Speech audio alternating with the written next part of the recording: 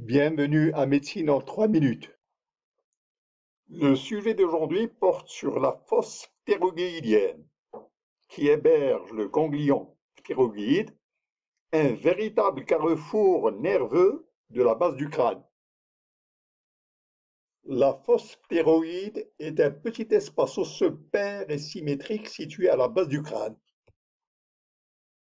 Voici la configuration spatiale du sphénoïde. La grande aile du sphénoïde, la petite aile du sphénoïde, les apophyses antérieures et postérieures, la fissure orbitale supérieure, le canal ptérygoïdien, le foramen rotundum, et c'est ici que se trouve notre fosse, la fosse ptérygoïde. Alors, dans cette configuration spatiale de la fosse, le côté latéral, alors il existe un côté latéral de la fosse et un côté médial de la fosse. Le côté latéral de la fosse s'ouvre à travers une fissure, la fissure ptérygomaxillaire, sur la fosse temporale.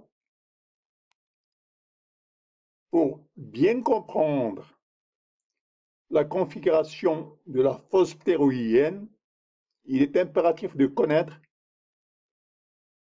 la structure de l'os palatin. Alors, il comprend deux versants, un versant horizontal et un versant perpendiculaire ou vertical. Et la fosse ptérygoïde, par son côté médial, s'applique sur le côté perpendiculaire. Voyons maintenant les rapports en détail. Alors, voici le côté perpendiculaire de l'os palatin. À sa partie supérieure se trouve l'os sphénoïde, qui est doté du processus sphénoïdal et du processus orbital.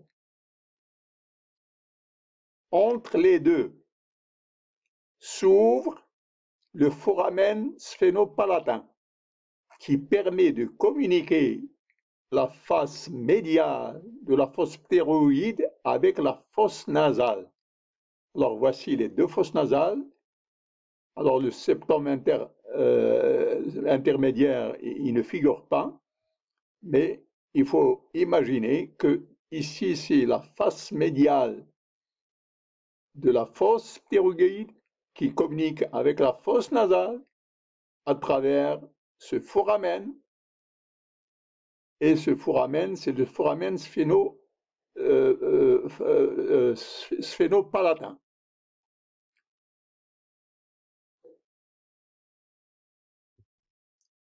Qu'en est-il de la configuration intérieure de la fosse?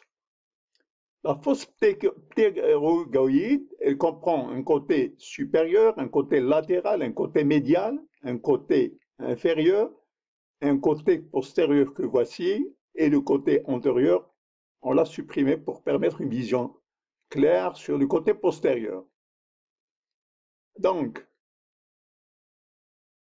sur le toit de la fosse figure la fissure orbitale inférieure qui permet de communiquer la fosse ptérygoïdienne avec le globe oculaire.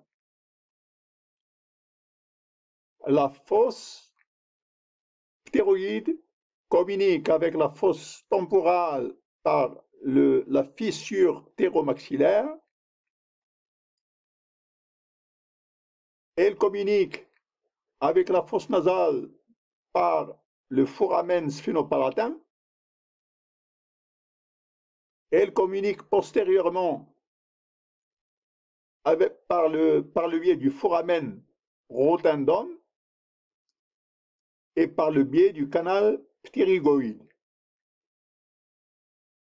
Elle communique vers le bas par le canal palato-vaginal.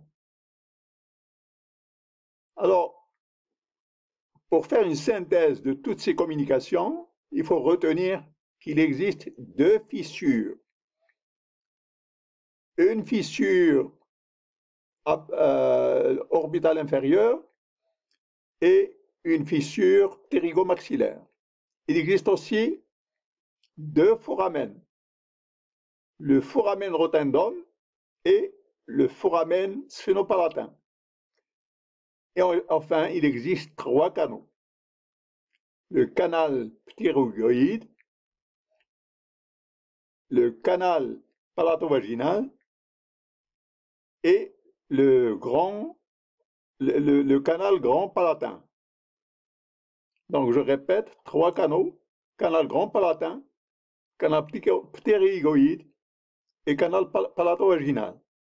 Deux foramen, le foramen rotundum et le foramen sphénopalatin. Et enfin, deux fissures, la fissure orbitale inférieure et la fissure ptérygomaxillaire. Faisons un tour de ce que nous venons de voir. Alors, le sphénoïde, retenons toujours la grande aile du sphénoïde, la petite aile du sphénoïde, les apophyses antérieures et postérieures, la fosse orbitale supérieure et notre fosse, la fosse ptérygoïde, et se retrouve à ce niveau.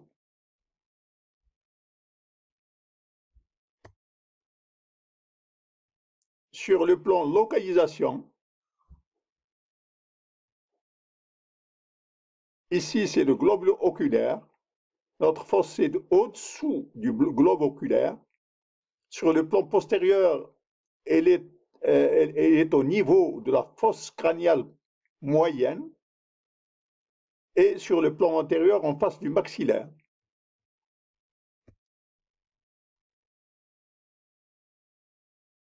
Alors sur le plan communication,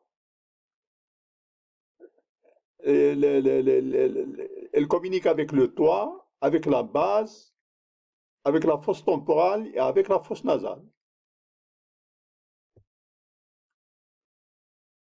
Alors pour étudier le contenu de la fosse ptérygoïdienne que voici, c'est l'objet de la prochaine vidéo.